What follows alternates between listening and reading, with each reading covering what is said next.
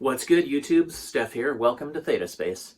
This time I'm going to summarize the story told in James Grigsby's 1994 concept album Strange Attractors, the second album released under the Totem name.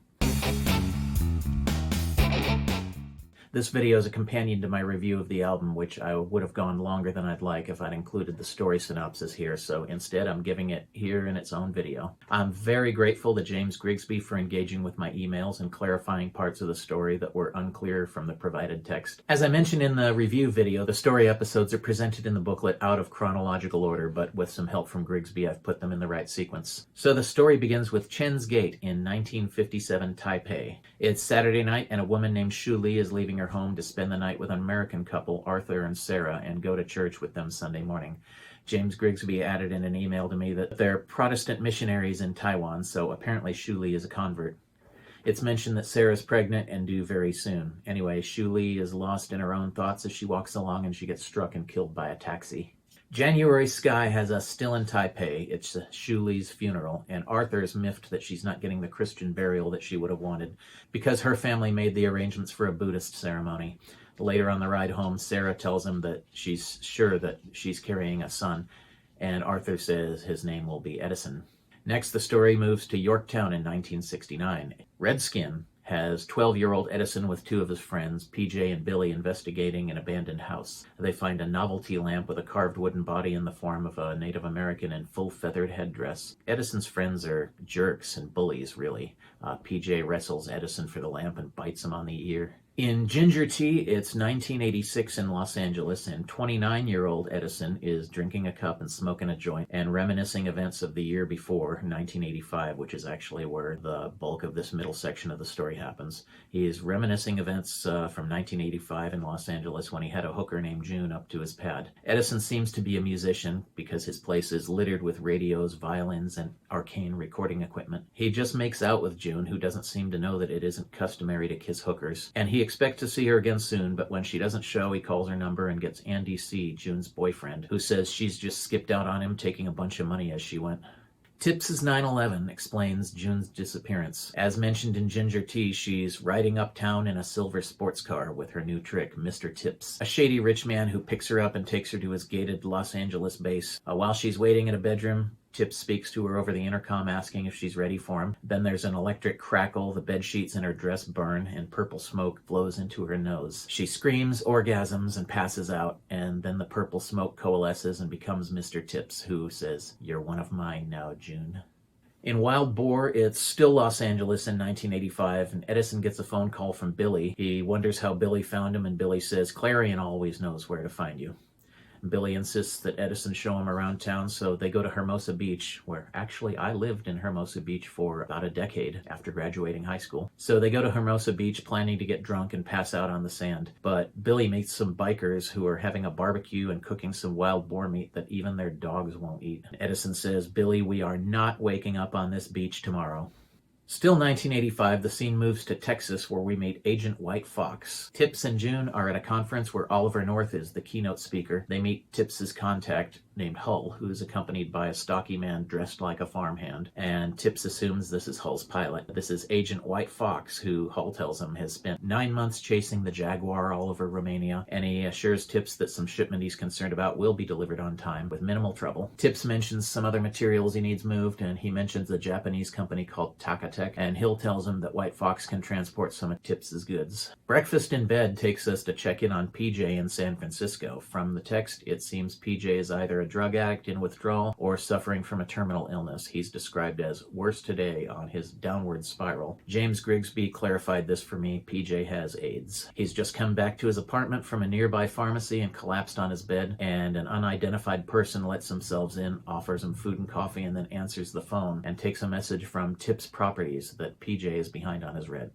The last 1985 scene is Postcard from Clarion. Edison, still in Los Angeles, gets a postcard from Clarion, the person who told Billy where to find him. It's from somewhere in Latin America, presumably Nicaragua, and it opens, "Dearest Edison," and mentions a book fair, poetry readings, and concerts that Clarion's been attending. It signs off, "I'm well, hope your music is going well, love, Clarion." This is the only real picture we get of this mysterious individual called Clarion. There's nothing anywhere in the text to indicate this, but Grigsby told me that Edison is Clarion's sister who works as a foreign correspondent, and that's why she's in Nicaragua at this time.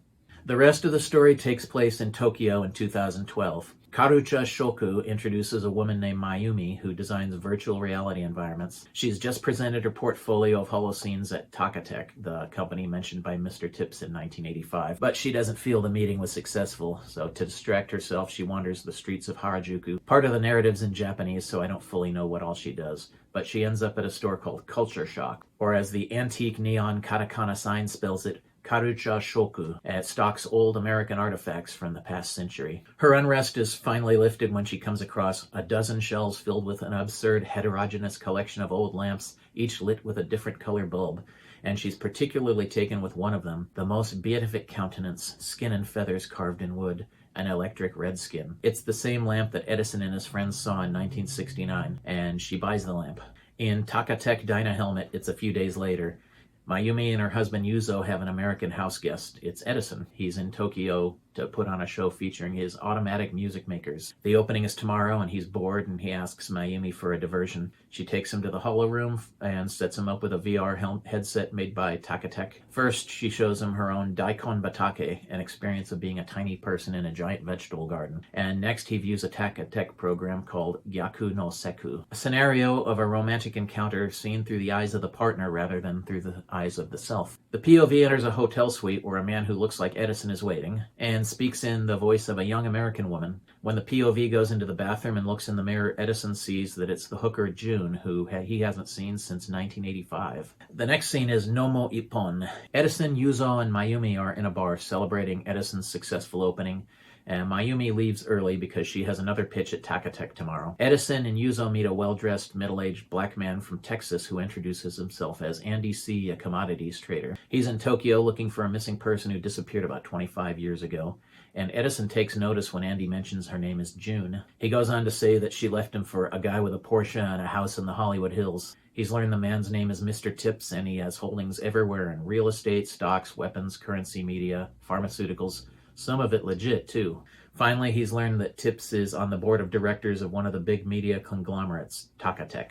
In The Ghost of Shu Li, it's later that night, and Yuzo's dragging an exhausted Edison home, where he and Mayumi put Edison to bed. Edison sleeps, and in his dream, Shu Li speaks to him and urges him to help Andy. When he wakes up, he asks Mayumi about her appointment with Takatech tomorrow, and he asks if she can request a specific cast. And he urges Yuzo to hack their system to ensure that Mayumi is going to get the commission, and then he explains about Andy.